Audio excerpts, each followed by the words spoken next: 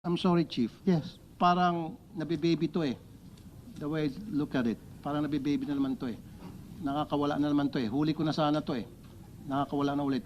Sinabi mo walang warrant. Sinabi na nga mismo ni Attorney Bernardo, sabi ng mga pulis mo meron. Tapos ngayon sinasabi mo wala. Sinabi ng mga pulis mo nandito, dala nila yung warrant. They were there, here. Dala nila yung warrant. Ngayon sinabi mo walang warrant, pero nung baby ka, alis na lang ako rito. Sabi mo, hindi ko matiis. Nakikita ko na parang itong mga pulis pinagluloko. I'm sorry, I have to walk out. Hindi ko kaya to.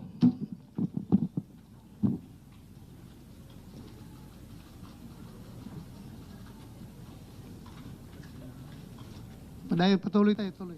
Ganun lang yun. That's one.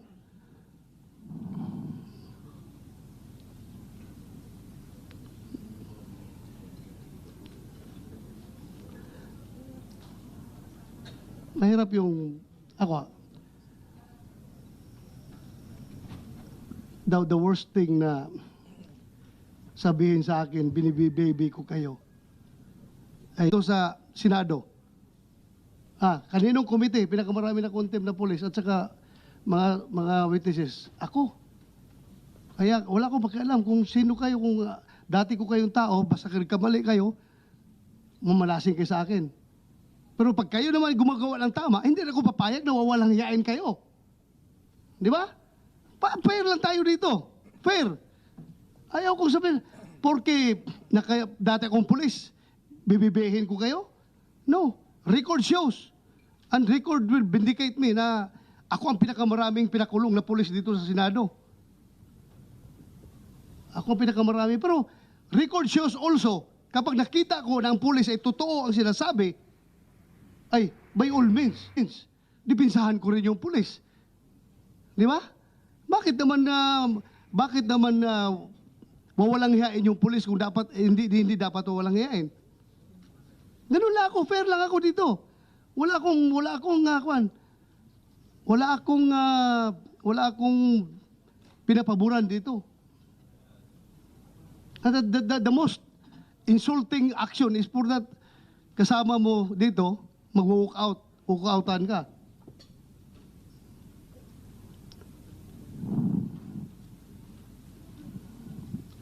Anyway, that's his prerogative.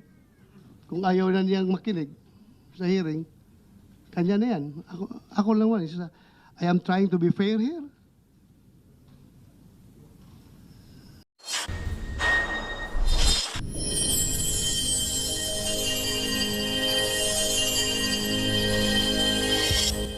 But anyway, so yung procedure na yon, was the procedure violated? Yes or no lang? No, sir. No, sir. The procedure wasn't violated? Yes, sir. Yes, sir. Pwede mag-raid ng walang body cam? Depende, sir, kasi hindi raid yung pinuntahan, sir. Kaya mag-serve ng walang body cam, okay lang na nakabonet? Pwede, sir, kung covert operation kasi yun, sir, yung nakita namin dun sa report. It is not a covert operation. They are trying to serve a warrant, Colonel Arnedo. Sir, walang warrant nung pumunta sila dun, sir. Based dun sa... So wala silang warrant? Yes, sir. Okay, bingo. Nung last hearing, sabi niya walang warrant. Sinabi dito na merong warrant, na walang warrant.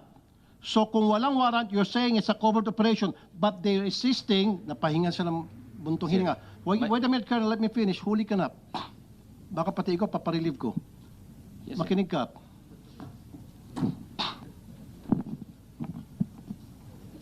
Sabi mo, walang warrant. Nung last hearing, merong warrant. Makinig ka. No, Colonel. Ulitin ko, for the end time. Ngayon, lumabas sa bibig mo. Huli ka, Balbon, sabi pa nga ng mga netizen.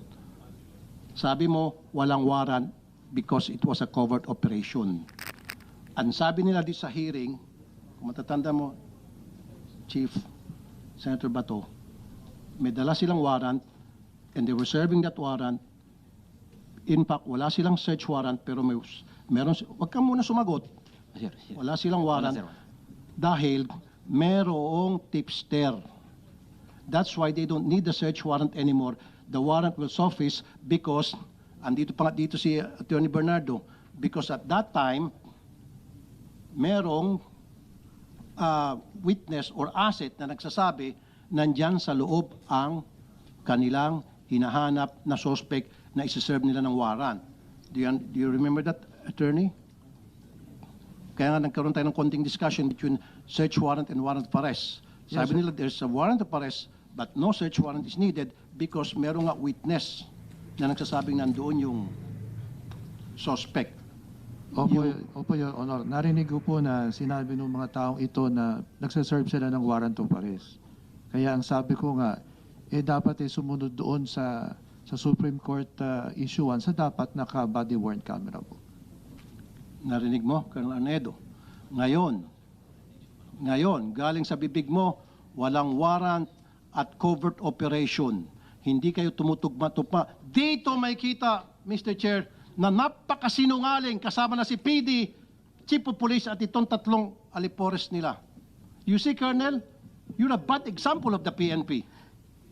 Your Honor, Senator Tulfo, klaruin mo natin. Yes, sir. May warrant o wala?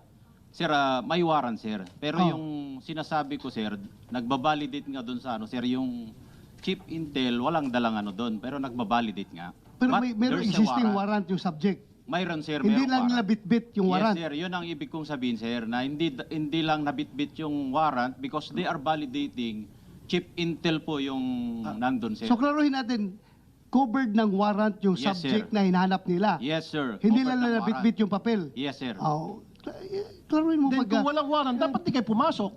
Sir, actually, sir, hindi sila pumasok, sir. Sorry, Hindi sila pumasok. sorry po, Chief. Doon pa lang nagkaroon inconsistencies. I'm sorry, Chief. Yes. Parang nabibaby to eh. The way I look at it. Parang nabibaby na naman to eh. Nakakawala na naman to eh. Huli ko na sana to eh. Nakakawala na ulit. Sinabi mo walang warrant. Sinabi na nga mismo ni Attorney Bernardo, sabi ng mga pulis mo meron. Tapos ngayon sinasabi mo wala.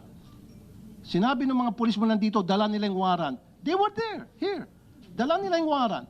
Ngayon sinabi mo walang warrant, pero nung i-baby ka, sabi mo, Klaruhin ko lang, Sir Tulfo, ha? Hindi ko binibaby itong mga tao na ito, ha? Kahit na mga dati ko itong mga tauhan, alam mo na, nakita mo naman kung ako yung gagalit dito sa kalukuhan nila. Ako lang, I'm just trying to explain na kami sa PNP, kapag nag-operate kami, lalong-lalo na pagkilala yung mga operatives, number one, we allow them to use bonnet para hindi sila makilala. Pero yun nga, pag i-serve na yung warrant, dapat mayroong uniform personnel na kasama. Pero yung presensya na doon para mag-confirm kung andyan o wala yung subject, wala mong problema kahit na nakahubad sila dyan, nakatsinilas, kasi that's part of the intelligence operations na ginagawa ng police. Pero kailangan, pag-serve nila, dapat may kasama na silang police na uniformado. kasi yes. my line of questioning will lead to the fact that these people are lying dahil sa kanilang pagsinungaling, meron tayong biktima na nakulong. Biktima na biniktima pa for the second time. Kasi nga po, Mr. Chair, yun yung gusto kong matumbok dito na yung Camilon family, they were victims. Pumasok sila, mali yung procedure na ginamit nila. Hindi kami, Vicente. Sorry. Vicente. Sorry, itong Vicente family, excuse me. Maling procedure. Kahit na sino ba naman, Mr. Chair, nakabonet, may pumasok na mga tao, of course, papalag, magkakaroon ng tulakan. And based of that, ginamit ng mga pulis na ito para kasuhan sila ng Assault bang ginaso nyo? direct assault to Direct personal assault? authority. Biniktima mo na nga, winalanghiya mo na yung karapatan nila, pagkatapos kakasuhan mo pa, nakulong po sila, Mr. Chair. Nagpiyansa lang sila. In fact, ako mga nag-abono ng piyansa nila. Sa awa ko. And then, bakit pagkatapos makulong si tatay, si anak, susundan, natural Mr. Chair, kahit na ikaw, susundan mo saan yung tatay ko, nakulong ba talaga, totoo ba nasa loob ng kulungan. Pagdating po doon sa presinto, pati itong si anak, kinulong.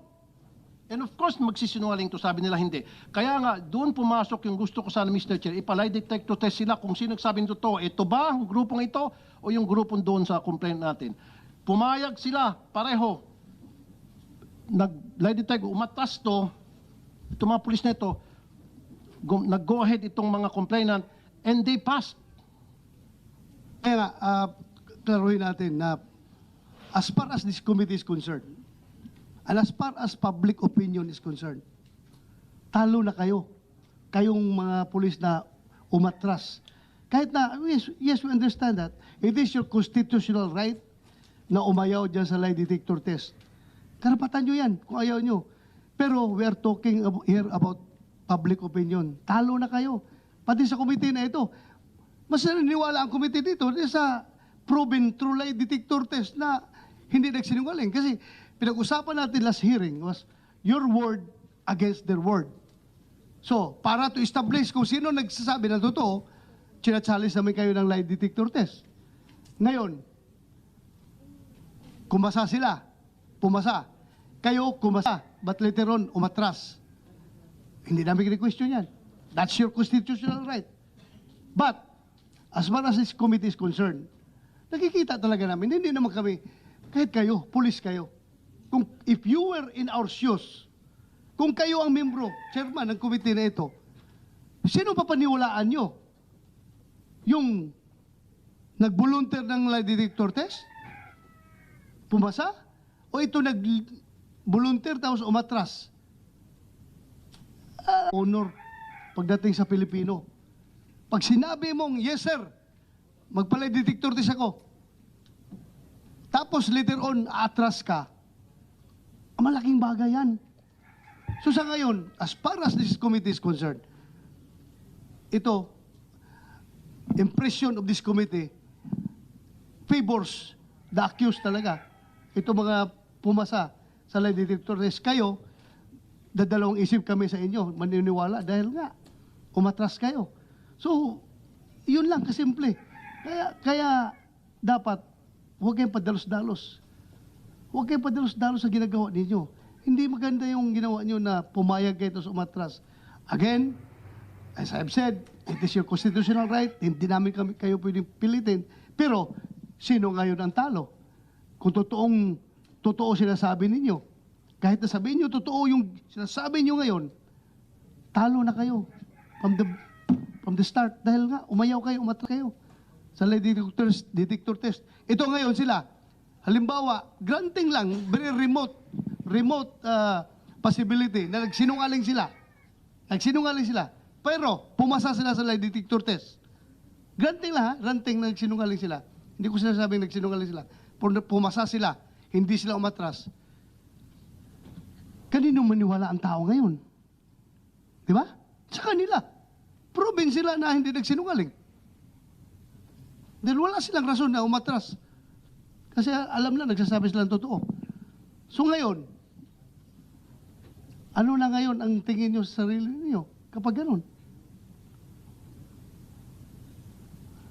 Yeah, go ahead. Mr. Chair, I think it's not a question of public opinion.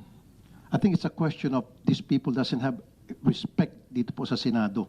I'm just citing public opinion kasi lahat tayo naman. Opo. Marami Yes, nagsusubaybay dito Mr. sa Chair, ating hearing. I agree with you. The legal aspect is beside that. Kasi issue. Mr. Chair, kung matatandaan mo, in fact, we waited for several minutes, almost half an hour or so, na binigyan natin sila ng pagkakataon makausap yung counsel, yung lawyer. Nag-usap-usap sila dyan banda.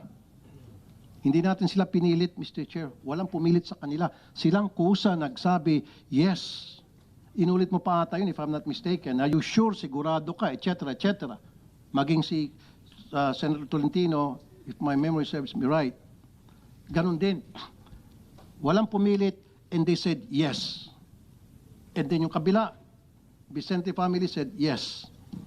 Now, pagtalikod dito, they said no.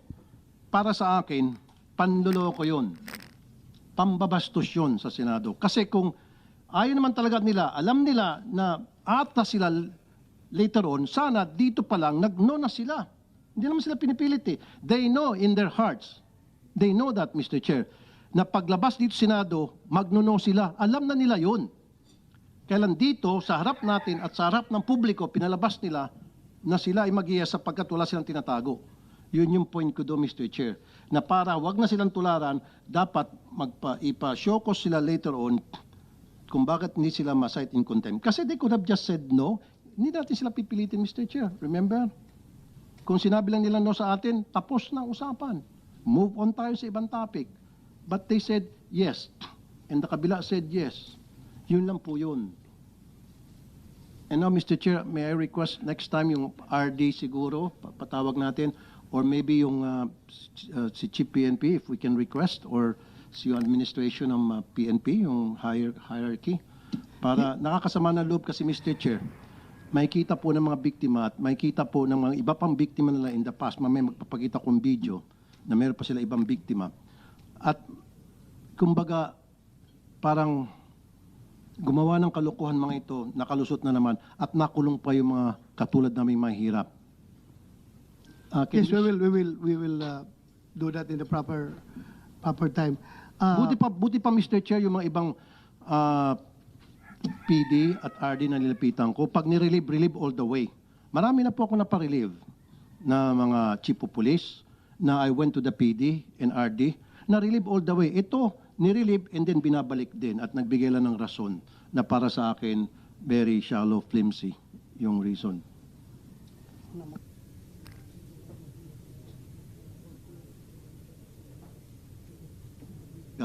Mr. Chair, na kailangan magsuot sila sa bonnet. You use that word covert para mapagtakpan mo yung kawalan sa procedure na hindi na rin kailangan ng barangay. Di ba? Ginamit mo yun eh. Akala mo mautakan mo tong Senado. No, Colonel, huwag kami. Kasi, and then later on, nung nagbigay sa iyo ng leading questions, si Chief Bato de la Rosa, our Honorable Chair, yes, may warrant yan. Nasa warrant, kaya lang hindi namin dala. You see, pinaikot mo kami. Covert operation, and then ngayon, may warrant pala, hindi lang dala. So kung covert operation, hindi na nga kailangan ng barangay. Kung covert operation, pwede nga bonnet, tama? Kung covert operation, maski wala nang body cam. Pero tatanungin ko si Attorney Bernardo, for the sake of argument, covert operation, Attorney Bernardo ng NAPOLCOM, kailan ba mag-bonnet, ay body cam? Hindi. Your Honor po, kung tutukuyin ko yung sinabi po nila, kung sila ay merong covert operation or validation, this is a planned activity. Kaya dapat dala nila yung warrant of arrest. Kasi nga kung ginayak nila yun, pangalawa, dapat nakalagay yun sa logbook na meron silang operation. Sa informasyon po namin, hindi naman nakalagay na magsaserve ng warrant. At meron lang silang titignan. Kaya hindi rin tutugma. Pangalawa, kung yung sabi nila na meron silang service ng warrant of arrest, hindi po sumunod talaga sa proseso. At kung titignan po natin, doon sa nabanggit nyo pong command responsibility, kung merong ganong infraction, dapat nagkaroon na ng proseso na aalamin saan sila nagkulang at ano ang nangyari. Yun naman yung sanang pinakikiusap namin sa Chief of Police. Dapat po yung pagsusuot din ng bonnet, natukoy din po natin nung nakaraang hearing yan, kung talaga magsaserve ng warrant, gaya ng sabi nila, dapat meron namang kasamang nakaupo uniformadong tao. Kailangan magpakilala muna. Kung saka... Yes, in order, it doesn't take Attorney Bernardo to decide kung sino sa kanila nagsinungaling. It's better na pakinggan natin kung sino talaga nagsinungaling sa kanila. Kasi, Chairman, Mr. Chairman, yun na, very clear na dito, established na rito na nung last hearing, we were all here, at sinabi nila, they were serving warrant. Remember? At meron silang hawak na warrant. Sinabi nila. Sinabi nila. Pero hindi na sinabi na may hawak silang warrant, ha? They were serving warrant. Ang sinabi nila dito. Nagsabi ba kayo na hawak niyo warrant? May dala kayong warrant? No, they said they were serving warrant. Nag-serve kayo ng warrant, di ba? Ang operasyon? Yes, Your Honor, magsaserve po kami nun. Pero hindi, Ano isi-serve niyo kung wala kayong dalang warrant? with due respect, Your Honor, lahat po yun ay documented from pag-alis namin. Actually po, planned operation dahil po pinlano po namin yun, naka-logbook po yun, naka-blatter. At So, naka-blatter, na lalakad kayo, mag-serve kayo ng warrant? Yes, Your Honor. Saan na Your yung Honor, blatter? Saan na yung blatter na yan? Okay, Mr. Part Chair. po yun sa Okay, mga sandali. sinabit Okay, namin na ayan na naman, documents. ayan na naman, Mr. Chair. Palagi nadudulas, magsaserve sila ng warrant. At again, kumukontra naman sinasabi ni Colonel Arnedo, yung kanilang PD, na walang warrant dahil sila ay nagkikasing lamang. Again, hindi na naman tumutugma. Ang daming hindi pagtutugma-tugma. Covert operation, hindi, hayaan mo siya magsalita. Let him speak. Do not stop him. Isa ka pa. See, sandali, hindi, I'm not talking to you, sir, Colonel po. You see? Sinabi niya, they were serving the warrant, which means they have the warrant in possession, because if you're serving the warrant, then you must have that paper. Yes, dapat. Kaya nga, di ba? Simple English. They were serving the warrant. So, merong hawak So silang warrant. saan ang warrant nyo at that time? Bakit hindi kayo nagdala ng warrant?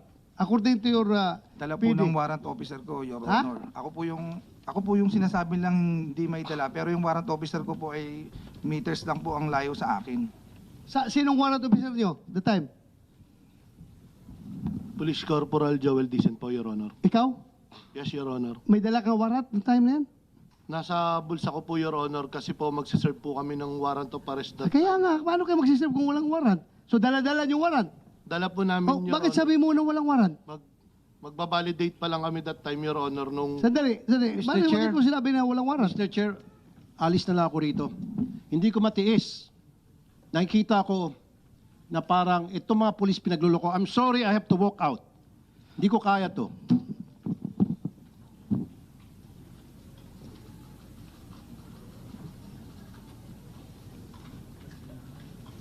Patuloy tayo, tuloy. Sabi mo walang warrant.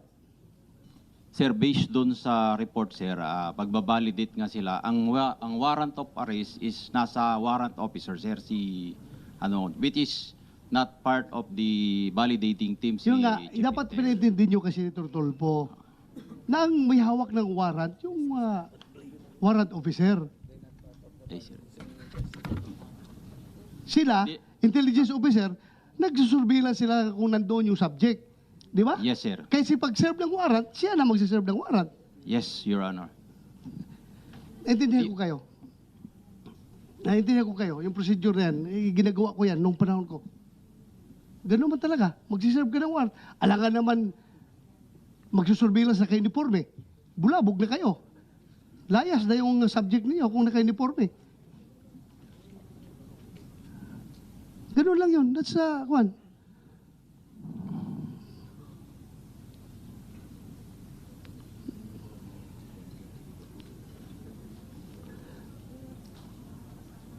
Mahirap yung ako. The worst thing na sabihin sa akin, binibibaby ko kayo, ay ito sa Senado. Kaninong komite, pinakamarami na contempt na police at saka mga witnesses. Ako. Kaya wala akong pakialam kung sino kayo, kung dati ko kayong tao, basta kamali kayo, mamalasing kayo sa akin. Pero pag kayo naman gumagawa ng tama, hindi na ako papayag na wawalang hiyain kayo. Di ba? Fair lang tayo dito. Fair. Ayaw kong sabihin, porque dati akong pulis, bibibihin ko kayo? No. Record shows. And record will vindicate me na ako ang pinakamaraming pinakulong na pulis dito sa Senado. Ako ang pinakamarami. Pero record shows also, kapag nakita ko na ang pulis ay totoo ang sinasabi, ay, by all means, dipinsahan ko rin yung pulis. Di ba? Bakit naman wawalang hiyain yung pulis kung dapat hindi dapat wawalang hiyain? Ganun lang ako, fair lang ako dito. Wala akong pinapaboran dito. And the most insulting action is for that kasama mo dito, mag-walk outan ka.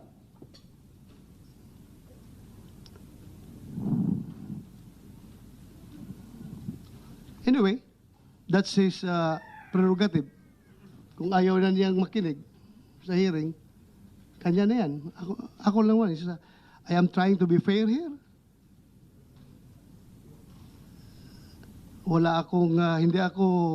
Hindi, wala akong bias dito. Kahit na sabihin nyo dati akong chief PNP, ang dami ng pulis minala sa akin. Ako lang, fair lang ako. Ayaw ko lang rin na masyadong kinakawawa yung pulis na dapat hindi naman kakawawain. Mahirap na magsalita dito. Everything is recorded. If you know me, you will realize. Para sa inyo, nakakilala sa akin, if you know me, you will really know me.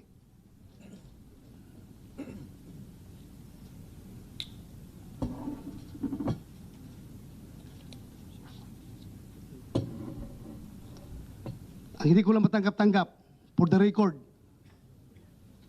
na kayo ay pinagmumura dito. Ha?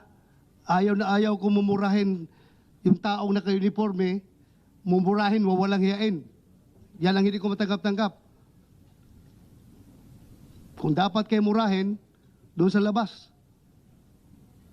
Huwag dito sa hearing.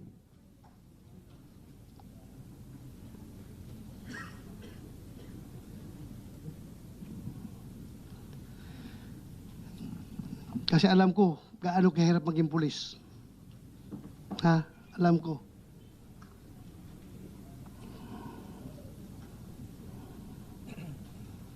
Paglabas mo pa lang dyan sa pintuan ng bahay mo, hindi mo na alam kung magkakabalik ka ng buhay sa mga anak mo pagkahapon.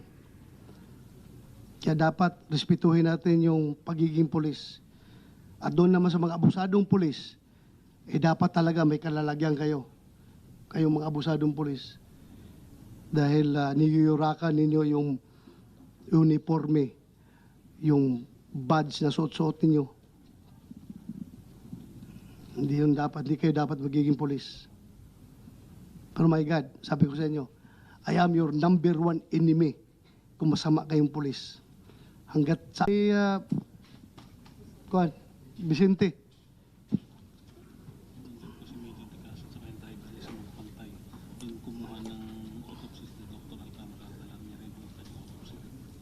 Doon sa... Okay. Proceed muna tayo sa... Ha? Ano? Ay,